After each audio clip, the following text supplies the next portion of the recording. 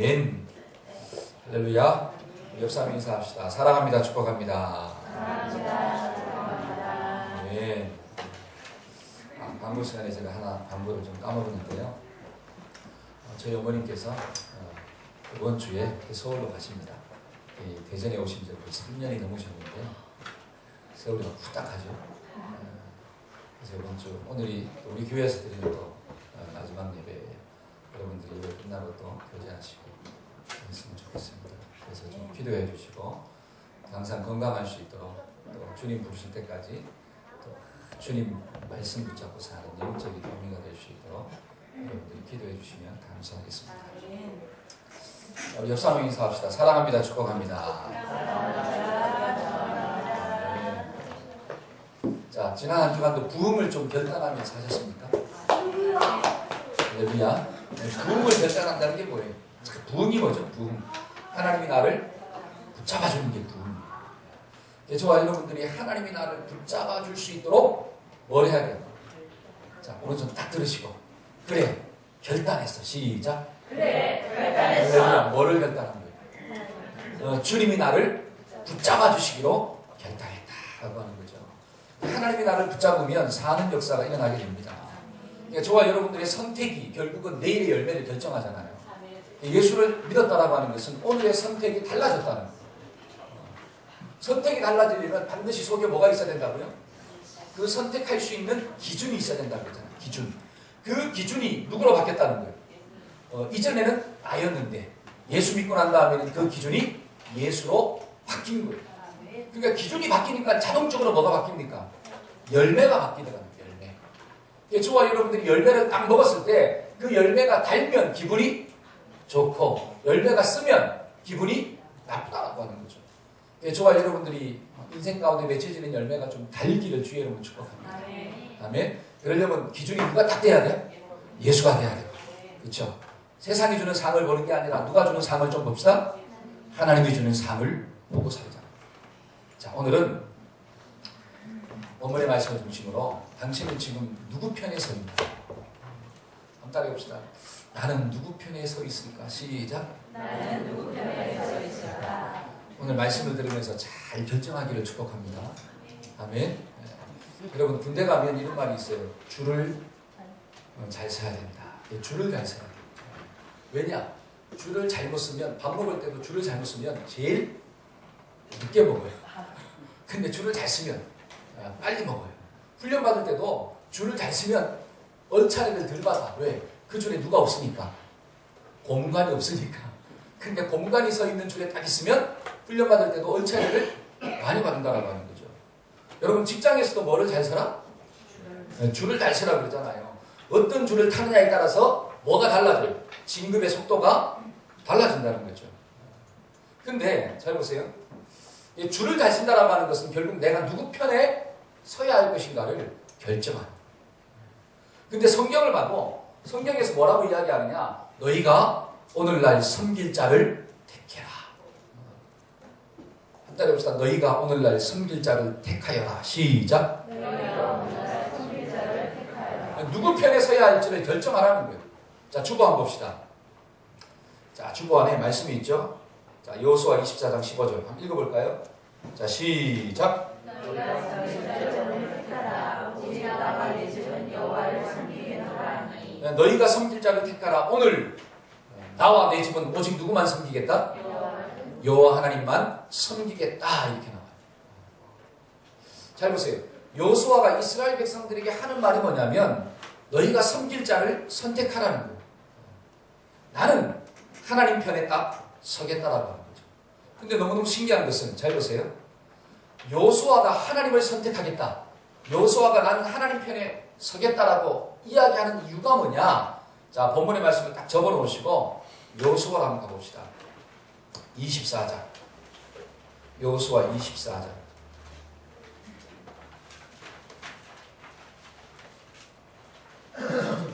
여호수아 24장 2절 다 같이 한번 읽어주실래요?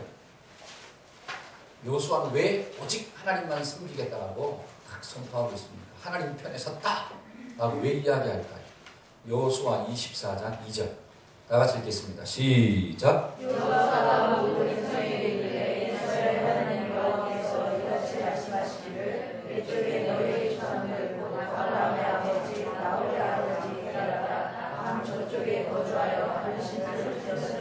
자, 아브라함의 아버지, 그 아브라함이 다른 강 저쪽에 거주하여 누구를 섬겼다?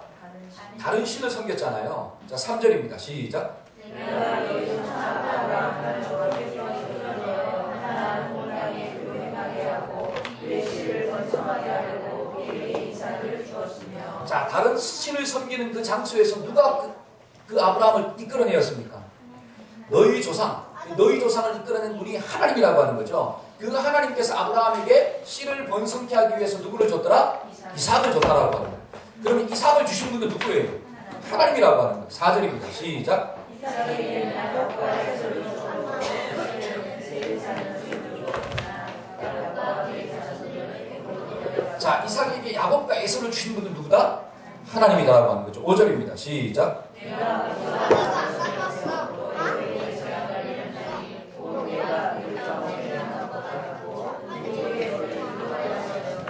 자, 애굽에서 노예 생활하고 있을 때 그 애굽에서 하나님이 10가지 재앙을 내리시고 그들을 애굽에서 건져내신 분은 누구라고 하는 거예요? 하나님이라고 하는 거예요. 이 말씀이 너무너무 중요합니다. 자, 6절 다시 한번 읽어봅시다. 6절 시작. 내가 너희 조상들을 애굽에서 인도하였느냐 내가 너희에게 하는지 애굽 사람이 너와 아론을 거느리고 너희 조상들을 홍해까지 쫓아오므로. 자, 홍해까지 쫓아왔는데 7절이에요. 시작. 너희의 조상들이 나 여호와께 부르짖기로 내가 너희와 애굽 사람들 사이에 흑암을 두고 바다를 걸어 너희를 넘어가니 내가 여기서 선한 말을 너희의 눈이 원할 거야. 너희가 나를 광야에서 자, 애굽의 군대가 막 쫓아왔는데 그 애굽의 군대를 홍해에서 수상시킨 분이 누구라고 하는 거예요? 하나님이라고 하는 거죠. 너희가 광야에서 많은 날을 지내었습니다. 8절 시작. 내가 또 너희를 인도하여 요단 저쪽에 거주하는 아모리 족속의 땅으로 들어가게 하니 그들이 너희와 싸우고 내가 그들을 너희 손에 붙여주니 너희가 그 땅을 청정하였고 나는 그들을 너희 앞에서 멸절시켰으며. 자, 광야 생활을 하다가 아모리 사람들이 막 전쟁을 일으켰잖아요. 근데 그 족속들을 이스라엘 백성들의 손에 붙여준 분이 누구라고 하는 거죠? 하나님이라고 하는 거죠. 하나님. 자, 10절 한번 읽어봅시다. 10절 시작. 내가 바람을 위해 일어나지 아니하였으므로 너가 우리가 우리를 소홀하였고 나는 너희를 내 손에서 건져내었으며. 네, 발락이 발람을 초청해가지고 이스라엘 백성들을 좀 저주해라 라고 했을 때 하나님이 발람의 입을 바꾸어가지고 그 발람의 입을 통해서 이스라엘 백성들을 저주한 게 아니라 축복했다라고 하는 거예요. 그런 역사를 일으키신 분이 누구예요? 하나님이라고. 자, 11절입니다. 시작. 너희가 요단을 건너 여리고에 이르시되 이곳을 보고 아모리 족속과 그리스 족속과 가나안 족속과 헤thi 족속과 기르가스 족속과 비비 족속과 여호수 족속이 너희와 싸우고 우리가 그들을 너희 손에 넘겨주었으며. 자, 가나안 땅으로 딱 들어갔는데 거기에는 이미 7부족이 살고 있었어요. 그렇죠? 가나안의 7부족을 이스라엘 백성들의 손에 붙여주신 분이 누구다? 하나님이라는 거예요. 이게 너무너무 중요한 거예요. 자, 12절입니다. 12절 시작.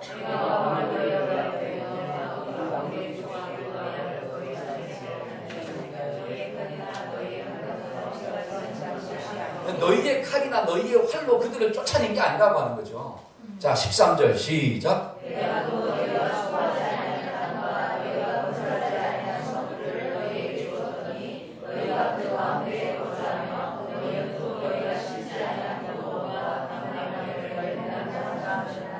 야, 13절에 그 말씀을 보니까 너희가 수고하지 아니하는 땅과 너희가 건설하지 않은 땅을 내가 너희에게 주었다라고 하는 거죠.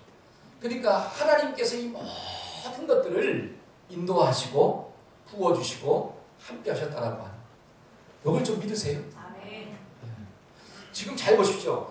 이 여호수아가 이스라엘 백성들에게 오늘날 너희가 섬길 신을 택하여라 라고 말하기 전에 먼저 무엇을 이야기하느냐? 이 이스라엘의 역사를 이야기하는 거예요. 너희의 조상 아브라함이 강 저쪽에서 다른 신을 섬기고 있었는데 하나님이 그 아브라함을 불러내어서 다른 신을 섬기는 게 아니라 하나님을 섬기도록 일방적인 은혜를 주셨다고 하는 거죠.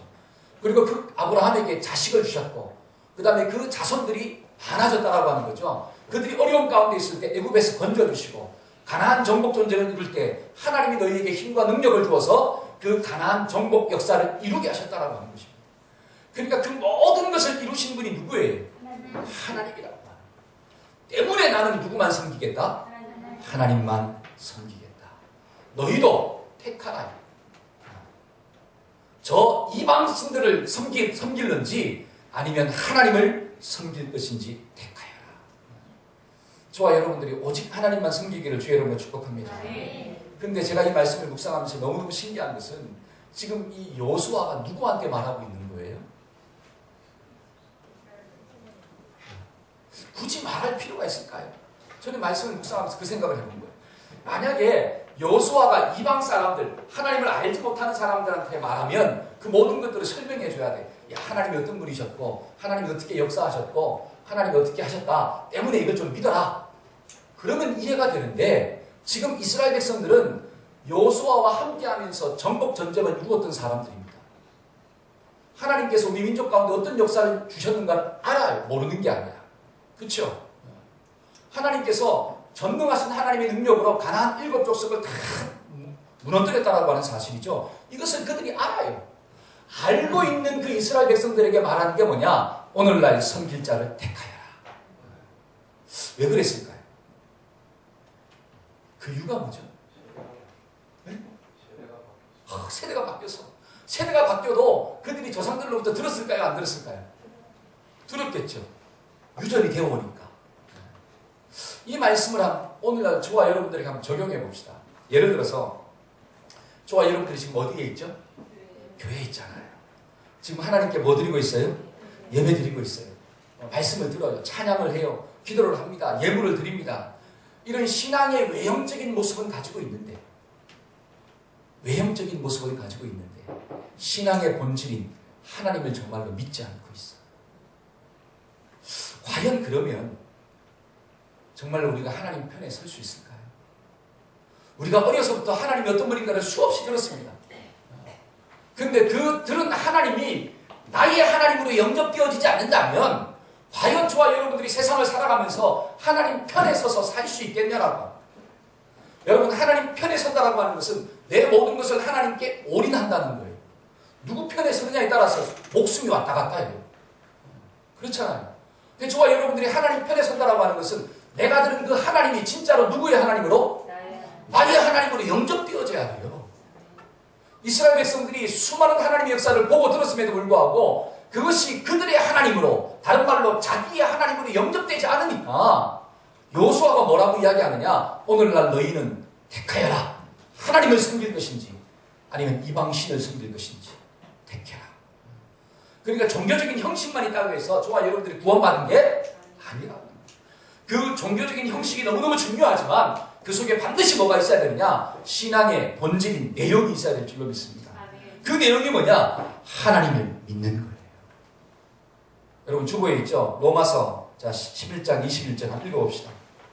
자, 로마서 11장 21절 하나님이 시작. 하나님이 원가지들도 아끼지 아니하셨은즉 너희도. 여러분 원가지가 누구예요? 원가지가 누구냐면 이스라엘 백성들이거든요. 하나님이 원가지인 이스라엘 백성들도 아끼지 아니하고 잘라버렸다라고 합니다. 왜 잘랐을까요? 왜 잘랐죠? 이스라엘 백성들을? 그렇죠. 그들은 신앙의 형식을 가지고 있었는데 신앙의 본질인 하나님을 믿는 믿음이 없었다라고 합니다. 그러니까 하나님을 모르고 신앙생활 하는 거예요. 그러니까 겉모습은 믿음이 있는 사람인데 그 속 사람은 믿음이 없어. 그러니까 이 땅을 살아가면서 하나님 편에 설까요? 지 욕심대로 살까요? 자기 욕심대로 사는 거예요. 그러니까 예수님께서 바리새인들에게 뭐라고 이야기합니까? 이 회칠한 무덤 같으리. 겉은 번드러한데 속은 어떻게 됐다는 거예요? 썩었다는 거예요. 소경이 누구를 인도해요? 소경을 인도한다.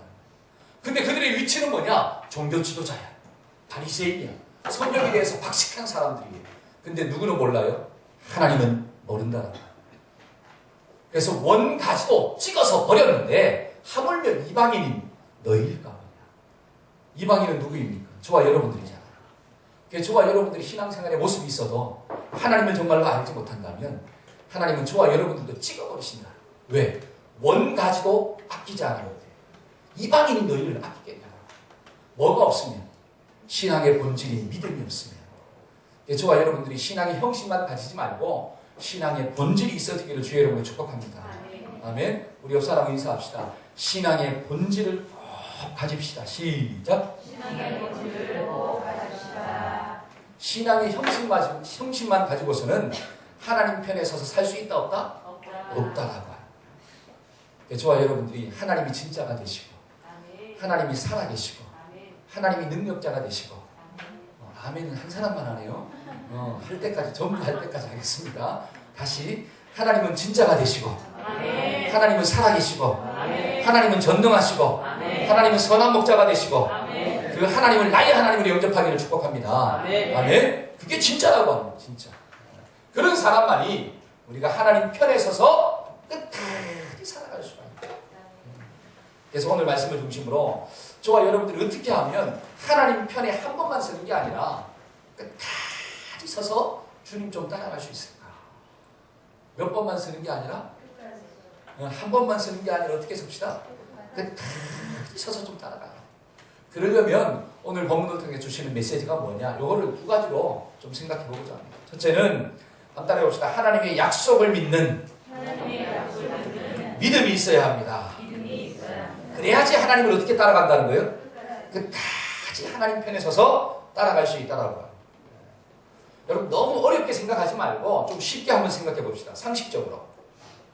여러분 하나님 편에 섰다라고 하는 것은 내 시간과 내 물질과 또는 내 달란트와 그 다음에 내 생명을 하나님께 모두 드렸다는 뜻이에요. 하나님 편에 선다는 것은 지금 여호수아는 그것을 선택하라는 거예요. 그냥 한쪽은 세상에 있다가 또 한쪽 발은 또 교회에 있다가 이렇게 선택하지 말고 하나를 택하라는 거예요. 한번 따라해봅시다. 하나를 택해야 합니다. 시작. 하나를 택해야 합니다. 택한다라고 하는 것은 내 생명을 바친다는 거예요. 나의 시간과 나의 정열과 열정과 그 모든 것들을 다 올인한다는 거예요. 그런데 모든 것을 내가 바쳐야 되는데 하나님에 대한 약속을 믿는 믿음이 없다면 과연 바칠 수 있겠냐는 거죠.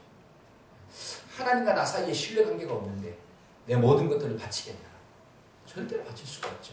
그러니까 하나님의 편에 섰다라고 하는 것은 하나님이 무슨 말을 해도 나는 어떻게 한다? 믿는다는 거예요. 한번 따라해봅시다. 하나님이 무슨 말씀을 하셔도 하나님이 무슨 말씀을 하셔도 나는 믿습니다. 나는 믿습니다. 여러분 아브라함에게 하나님이 뭐라고 이야기했습니까? 네가 사랑하는 아들 독자, 그렇죠? 내 독자 이삭, 그거 어떻게 해라? 바쳐라. 무슨 말씀을 해도 나는 어떻게 한다? 믿습니다. 그게 하나님 편에 섰다라고 하는 사실이에요. 그렇잖아요. 내 머리로 좀 이해가 안 되는 말씀을 하셔도 내가 하나님을 신뢰하기 때문에 그 말을 따라가는 거예요. 여러분 노아에게 하나님께서 뭐라고 이야기합니까? 내가 120년 뒤에 이 땅을 물로 심판할 거다. 배를 만들어라. 어디에요? 저기 산꼭대기에. 그러면 우리 고생 같으면 어떻게 얘기하겠어? 그냥 차라리 심판하세요. 그 나무 들고 어떻게 산꼭대기에 올라가냐라고 하는 거죠. 나무 들고. 그리고 노아랑 함께한 사람은 몇 명이에요? 있죠? 자식 3명. 그렇죠? 기껏 인부라고 하는 것은 자식 3명밖에 없어. 근데 그 산꼭대기 하다가 나무로 배를 만든다는 게 쉬워요, 어려워요? 어렵잖아요. 우리 윤영 형제 같으면 순종하겠어요? 주님 다른 사람을 택하시옵소서. 이렇게. 병관 형제, 우리 병관 형제가 건축을 하니까 만약에 병관 형제 보고 있잖아. 산꼭대기에 배를 만들어라. 그러면 순종하겠어요? 아니면 하나님은 배에 대해서 잘 모르시는 것 같은데 배는 바다에서 뜨는 거지 산에서 뜨는 게 아닙니다. 그렇잖아요. 근데 하나님이 무슨 말씀을 하시는지 나는 듣겠다. 그게 뭐라고 하는 거죠? 하나님 편에 섰다. 그러려면 하나님에 대한 신뢰가 있어야 돼, 없어요? 하나님이 막 콩으로 메주를 만들어도 그걸 믿는 거예요. 저와 여러분들 속에 이런 믿음이 좀 있어지기를 축복합니다. 자, 오늘 말씀을 보니까 잘 보세요. 침례 요한이 나오잖아요. 침례 요한이 자기 제자들을 예수님한테 보냅니다. 보내가지고 무엇을 질문하느냐? 19절과 20절이에요. 자, 본문으로 딱 돌아와가지고 19절, 20절. 주보 안에도 있죠? 자, 19절, 20절. 자, 큰 박스 안에 본문 말씀이 있죠? 자, 19절, 20절 한번 읽어봅시다. 시작! 요한이 그 제자 중 둘을 불러 주께 보내어 이르되 오실 그이가 당신이오니까 우리가 다른 그를 기다리려고 하라. 그들이 예수께 나와 이르되 침례 요한이 우리를 보내어 당신께 여쭈어 보라고 하기를 오실 그이가 당신이 오니까 우리가 다른 일을 기다리오리까 하더이다 하니. 지금 침례 요한이 자기 제자를 예수님께 보내서 뭘 묻습니까? 뭘 묻죠? 예수님이 정말로 메시아입니까? 예수님이 정말로 하나님이 보내신 어린 양입니까? 이거를 묻는 거예요. 근데 이 질문은 좀 아이러니하지 않습니까? 요거를 아이러니하다라고 느끼는 사람은 성경을 좀 아는 분이에요. 왜 아이러니하냐? 누가복음 3장에 있는 말씀을 보니까 예수님이 침례 요한한테 나왔잖아요. 그때 침례 요한이 예수님을 보고 뭐라고 이야기하느냐? 보라. 그렇죠. 하나님의 어린 양, 세상 죄를 지고 가는 하나님의 어린 양이로다. 이렇게 나와요. 나는 물로 침례를 주지만 저분은 성령으로 침례를 주시는 분이다. 나는 그분의 신발끈도 풀기조차 감당할 수 없는 존재다. 라고 이야기해요. 그리고 침례 요한이 예수님을 침례를 주잖아요. 침례를 주고 난 다음에 탁 올라왔을 때 하늘에서 무슨 음성이 들렸습니까? 이는 내 사랑하는 아들이요. 그렇죠. 내 기뻐하는 자다라고 하는 음성을 들었어요. 그리고 성령이, 하나님의 성령이 비둘기같이 예수님께 임하는 광경을 누가 봤어요? 침례 요한이 봤다라고 하는 사실이에요. 하나님의 음성을 들었죠. 성령이 임하는 역사를 봤죠. 그렇죠? 그러니까 침례 요한은 어떤 확신이 있느냐? 야, 예수가 하나님이 보내신 어린 양이구나. 메시아구나. 확신이 있었다라고 하는 사실. 근데 지금은 뭘 묻는 거예요? 정말 당신입니까? 아니면 우리가 또 다른 사람을 기다려야 합니까? 그러니까 침례 요한의 마음 가운데 뭐가 들었어요? 의심이 들었다는 거죠. 그러니까 신천지는 뭐라고 이야기하느냐? 그래서 침례 요한은 버림받았다라고. 감히 누구를 의심해? 예수를 의심했다고 해가지고 침례 요한은 버림받은 자라고 이야기해요. 침례 요한은 아주 좋아하지도 않습니다. 신천지에서는. 과연 그러냐라고. 침례 요한이 왜 이런 질문을 했을까를 좀 알아야 돼요. 그걸 알려면 그 침례 요한이 어떤 상황 가운데 있었는가를 좀 알아야 돼요. 자, 누가복음 3장 한번 찾아봅시다. 자, 누가복음 3장 19절에서 20절.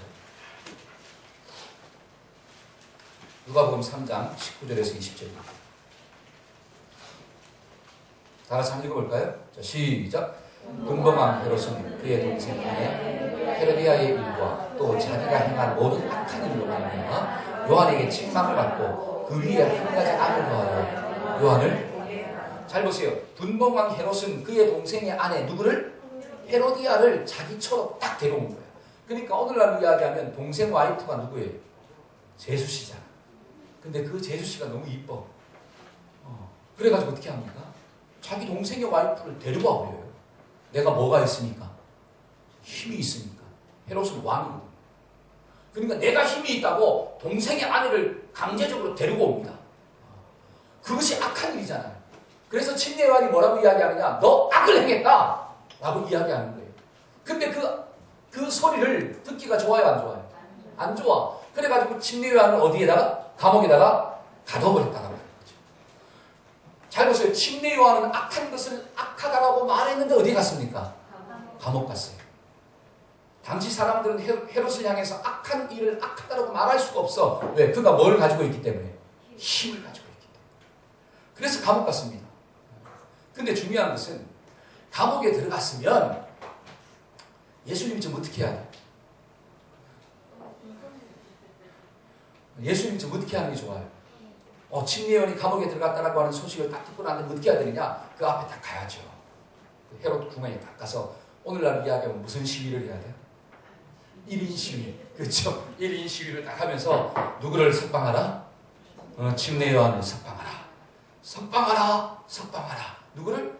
침례 요한을 석방하라. 이렇게 해서 침례 요한을 건져줘야 되는데 예수님은 그 말을 들으시고 난 다음에 잠깐 물러가셨다가 다른 곳으로 가서 천국 복음을 전파하셨더라.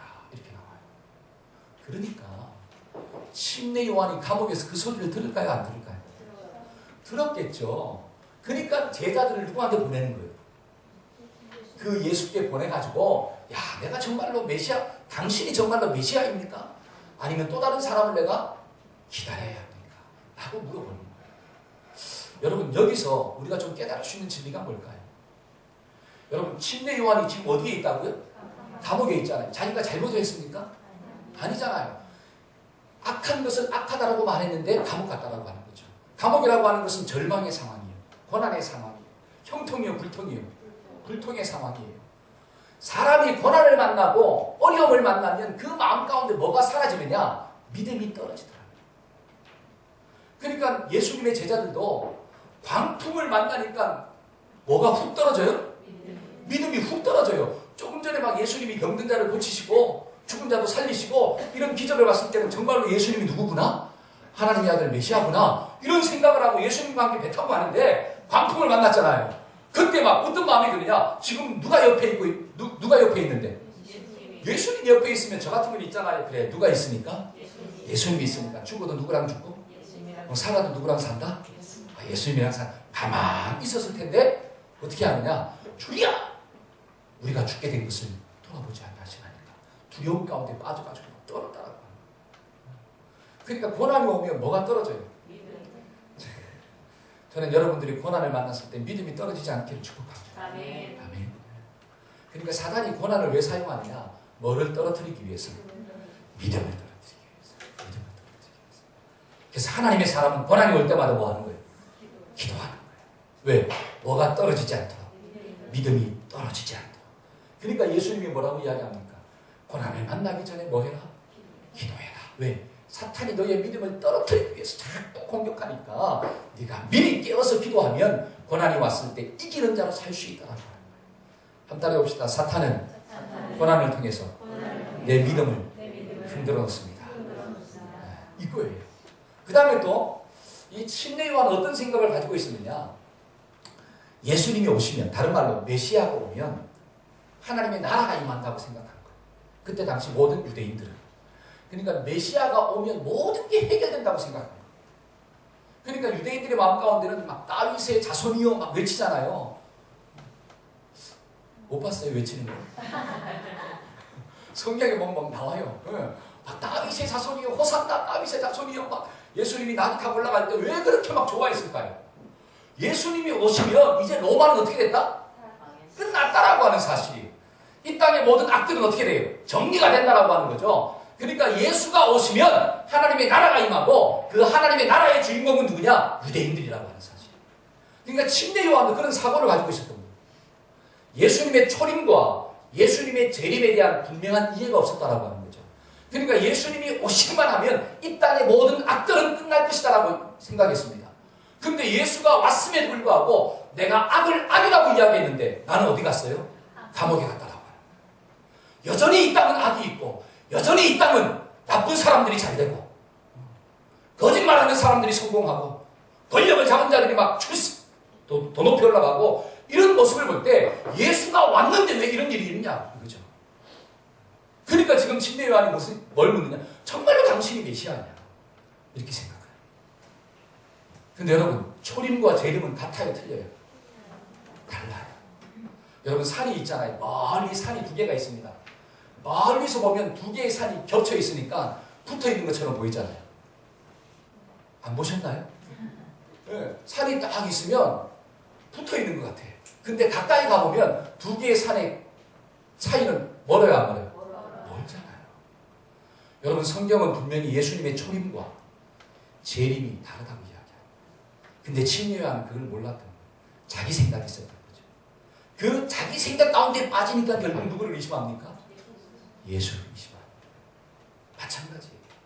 저와 여러분들도 예수 믿을 때 제발 내 생각 가운데 빠지지 않기를 축복합니다. 한 따라 해봅시다. 내 생각 가운데 빠져서 성경을 해석하지 맙시다. 여러분 가룟 유다 보세요. 가룟 유다도 자기 생각 가운데 빠져가지고 예수를 버리니까 나랑 좀 달라. 그러니까 예수를 버리고 자기 길로 가잖아요. 저와 여러분들이 신앙생활 할 때 성경이 무엇인가를 좀 봐야 돼. 하나님이 뭐라고 말씀하시는가가 중요한 거지 내가 어떻게 생각하는가가 중요한 게 아니라고 합니다. 근데 오늘날 수많은 사람들은 내가 어떻게 생각하느냐가 중요한 거예요. 거기에다가 뭐를 끼워 맞춰요? 성경을 끼워 맞춰.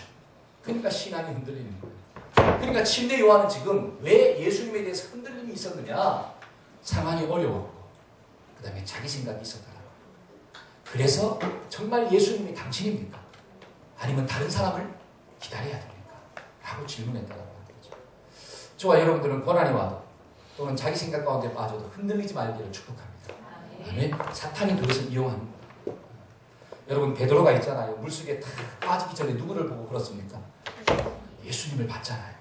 예수님을 볼 때는 걸어요. 근데 예수님을 안 보고 광풍을 보니까 어떻게 돼요? 맞아요. 저와 여러분들이 고난이 와도 누구를 좀 보면 예수를 보면 걷습니다. 통과합니다. 근데 광풍이 보이면 빠지더라는 거죠. 어떤 어려움이 있습니까? 문제가 있습니까? 그러면 문제를 만날 때 누구를 좀 바라봅시다. 예수를 보잖아요. 그래서 예수님이 어떻게 이 침례요한을 돕느냐 잘 보세요. 자, 21절 한번 읽어봅시다. 21절. 자, 본문으로 딱 돌아와서 예수님이 침례 요한을 돕는 방법이 뭔가? 자, 21절에서 23절 읽어봅시다. 마침 시작. 마침 그때에 주께서 질병과 동물과 및 악기 들린 자를 많이 고치시며 또 많은 맹인을 보게 하시니라. 예수께서 대답하여 이르시되 너희가 가서 보고 들은 것을 요한에게 알리되 맹인이 보며 못 걷는 사람이 걸으며 나병 환자가 깨끗함을 받으며 귀먹은 사람이 들으며 죽은 자가 살아나며 가난한 자에게 복음이 전파된다 하라. 누구든지 나로 말미암아 실족하지 아니하는 자는 복이 있도다. 여러분 예수님의 답변이 뭐죠? 당신이 정말로 메시아입니까? 아니면 다른 사람을 기다려야 됩니까? 라고 물었는데 그때 예수님의 답변이 야 내가 메시아다 라고 이야기하면 얼마나 좋아요. 내가 맞다 아니다 이렇게 이야기하면 되는데 어떻게 얘기합니까? 마침 그때 예수께서 질병과 고통과 악기 들린 사람들을 많이 고치고 맹인들을 보게 하고 그렇죠? 그러고 난 다음에 너희가 보고 들은 것을 누구한테 이야기해라? 침례 요한에게 말해라. 무슨 말을 합니까? 소경이 보고 귀머거리가 들으며 나병 환자가 깨끗해지고 죽은 자가 살아나고 가난한 자에게 뭐가 전파된다? 복음이 전파된다 하라. 이 말을 전하더라고요. 여러분 이 말씀이 잘 보세요. 이게 너무 중요한 거예요. 예수님이 믿음이 흔들리는 사람을 어떻게 돕느냐라고 하는 게 나오는 거예요. 지금 이 침례 요한을 돕는 예수님의 방법이 뭐냐면 이 말씀은 어디에 있는 말씀이냐? 700년 전에 이사야가 예언한 말씀이에요. 누가 예언했다고요? 하나님이 이사야를 통해서 메시아가 오시면 이 땅 가운데 어떤 일들이 일어날 것인가에 대해서 700년 전에 하나님은 이사야를 통해서 예언해 놓았어요. 그래가지고 이스라엘 백성들이 메시아가 왔을 때 그 일어나는 일들을 보면서 야 이분이 누구구나? 메시아구나 라고 하는 것을 영접할 수 있도록 도왔다라고 하는 거죠. 무엇으로? 미리 말씀을 주심으로. 지금 그 말씀을 지금 누구한테 하는 거예요? 침례 요한한테 한다라고 하는 사실이에요. 그러니까 700년 전에 하나님이 이사야를 통해서 메시아가 오시면 어떤 일이 일어날 것인가에 대한 그 예언의 말씀을 지금 침례 요한에게 전해주는 거예요. 자, 성경 한번 찾아봅시다. 이사야. 자, 이사야. 거기 있죠? 주보 안에 있습니다. 주보 안에. 찾지 마시고. 주보 안에 이사야 35장 4절 5절. 읽어봅시다. 시작. 겁내는 자들에게 이르기를 굳세하라. 두려워하지 말라. 보라, 너희 하나님이 오사 보복하시며 갚아주실 것이라. 하나님이 오사 너희를 구하시리라 하라. 그때 맹인의 눈이 밝을 것이며 못 듣는 사람의 귀가 하나님이 오시면 어떤 역사가 나타난다고요? 맹인의 눈이 밝아질 것이며 못 듣는 사람의 귀가 들릴 것이다. 그 다음에 이사야 61장 1절 시작. 주 여호와의 영이 내게 내리셨으니 이는 여호와께서 내게 기름을 부으사 가난한 자에게 아름다운 소식을 전하게 하게 하십니다. 나를 보내사 마음이 상한 자를 고치며 포로된 자에게 자유를, 갇힌 자에게 메시아가 오면 이런 일들이 일어난다고 하는 사실이에요. 지금 예수님은 이사야에 있는 이 말씀을 지금 삶 속에서 보여주는 거예요.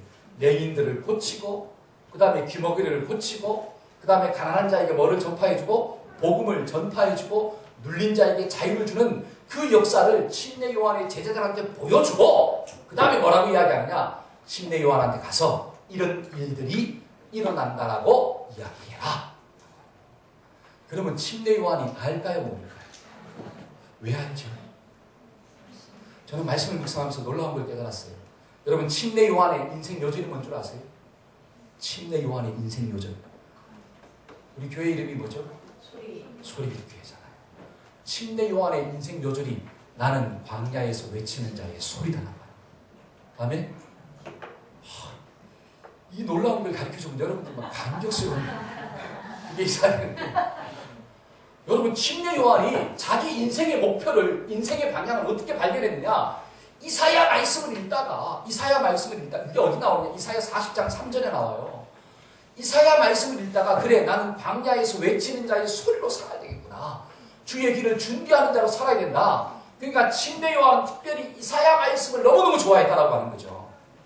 근데 지금 예수님이 어떤 말씀을 들어서 침례 요한에게 이야기하느냐? 이사야에서 기록된 하나님이 주신 예언의 말씀.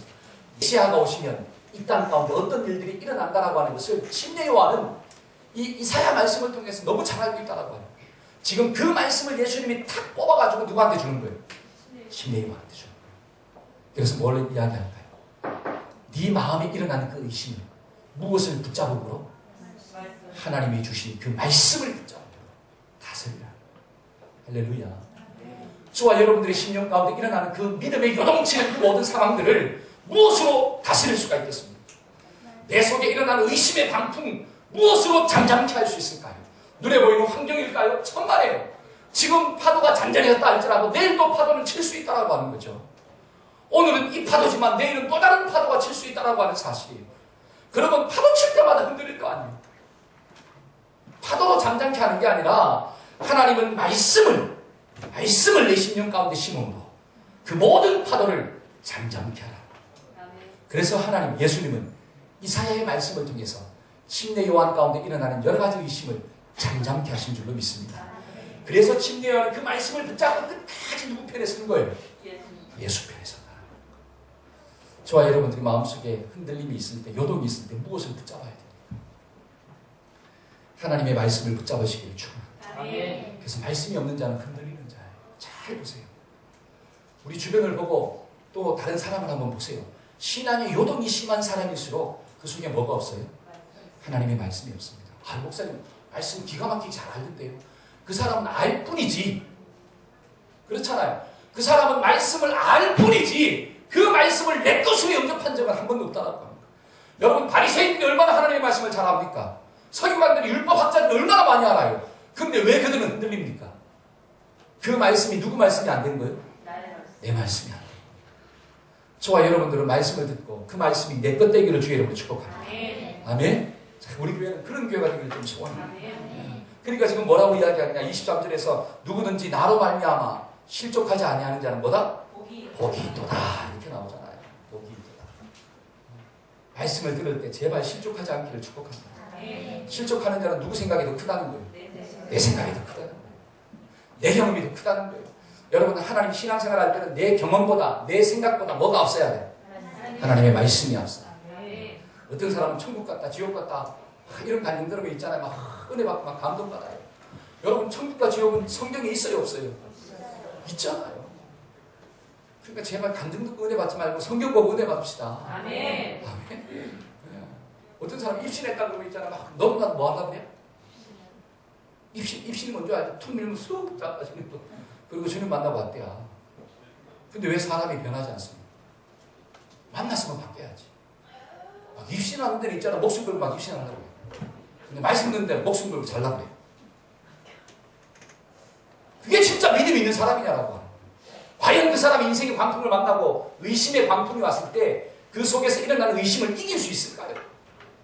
정말 맞습니다. 이길 수가 없습니다. 저와 여러분들은 경험보다 내 생각보다 뭐가 앞서야 돼요? 하나님의 말씀이 앞설 때 그 사람은 하나님 편에 서서 사는 주인공이 될 줄로 믿습니다. 그래서 한 주간도 뭐를 좀 앞세웁시다? 하나님의 말씀을 앞세웁시다. 우리 옆 사람 인사합시다. 하나님의 말씀을 앞세워야 합니다. 시작. 마지막으로 우리가 하나님 편에 서서 살아갈 수 있는 방법이 뭐냐? 한번 따라해봅시다. 예수님이 메시아가 되신다는 것을 믿어야 합니다. 뭘 믿어야 돼? 예수님이 메시아가 된다는 거. 이게 너무 중요한 말씀이거든요. 자, 24절, 본문의 말씀 24절 한번 읽어봅시다.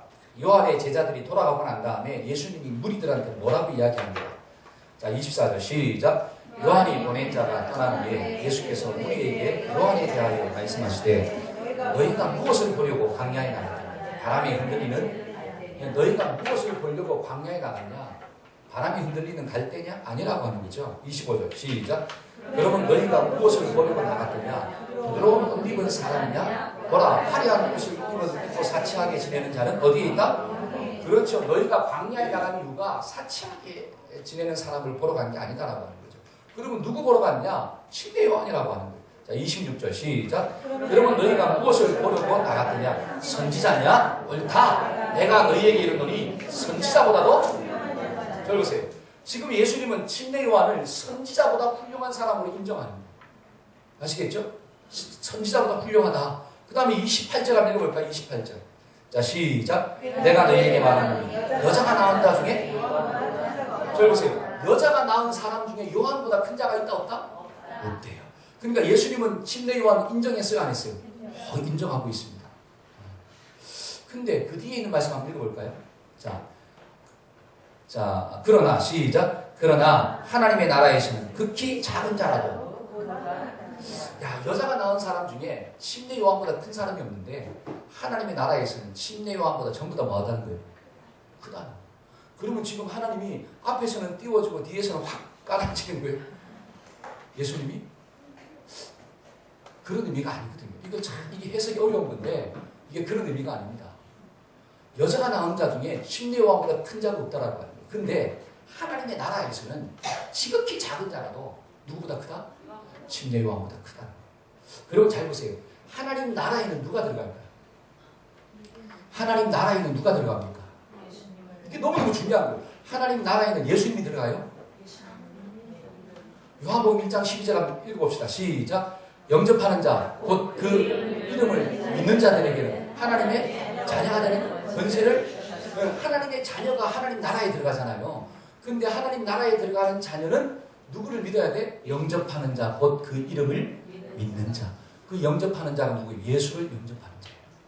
그러니까 예수님이 메시아가 되신다라고 하는 사실을 믿는 사람은 하나님 나라의 주인공이다. 그러니까 예수님을 영접하는 그 사람이 크다라고 하는 것을 강조하기 위해서 침례 요한을 내리는 거예요.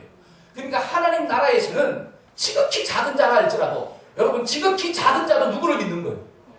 예수님이 메시아라고 하는 사실을 믿잖아요. 그러니까 지극히 작은 자라 할지라도 예수님이 메시아가 되신다라고 하는 것을 믿기 때문에 이 믿음이 엄청나게 큰 믿음이기 때문에 침례 요한보다 크다라고 하면서 상대적으로 비교하는 것이지 침례 요한이 작다는 뜻이 아니에요. 이해하시죠? 왜냐하면 침례 요한의 사명이 뭐냐면 주의 길을 예비하는 자잖아요. 성경에 분명히 나오잖아요. 그는 주님의 길을 예비하는 자라고. 저와 여러분들은 그 예비한 곳에서 누리는 자잖아요.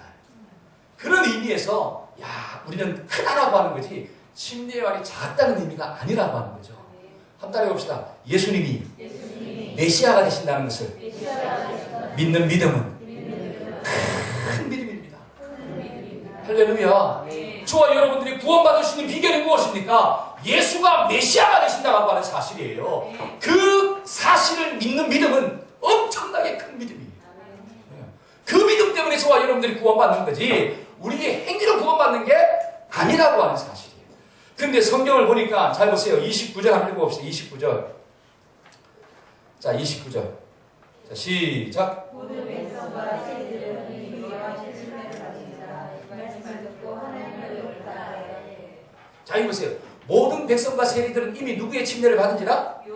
요한의 침례를 받은지라. 이 말씀을 어떻게 하고? 듣고 하나님을 잘 보세요. 모든 세리와 백성들은 침례 요한의 침례를 받았습니다. 그리고 침례 요한이 전하는 말을 어떻게 해서 들었어요? 안 들었어요? 들었어요. 듣고 난 다음에 누구를 의롭다 했어요? 이게 무슨 뜻이냐면 잘 보세요. 침례 요한의 침례를 받은 사람은 침례 요한의 증거가 뭡니까? 주님의 길을 예비하는 자잖아요. 그렇죠? 주님의 길을 예비한다는 것은 예수 그리스도가 메시아가 되신다라고 하는 것을 선포한 자가 누구예요? 침례 요한이잖아요. 그 말을 듣고 어떻게 했다는 거예요? 믿었다. 예수님이 메시아가 되신다라고 하는 그 침례 요한의 증거를 듣고 믿었어요. 그래서 하나님을 어떻게 했다? 의롭다 선포한 거예요. 다른 말로 하나님이 예수를 통해서 이루어 놓으신 구속의 역사를 영접했다라고 하는 거죠. 그래서 누구 백성이 된 거예요? 하나님의 백성이 됐다라고 하는 사실이에요. 누가? 침례 요한의 침례를 받고 그 메시지를 듣고 영접한 자. 그래서 그는 하나님 편에 섰다라고 하는 거죠. 왜? 내가 누구를 영접했습니까? 예수를 메시아로 영접했습니다. 아멘? 근데 30절 한번 30절. 자, 30절. 자, 시작.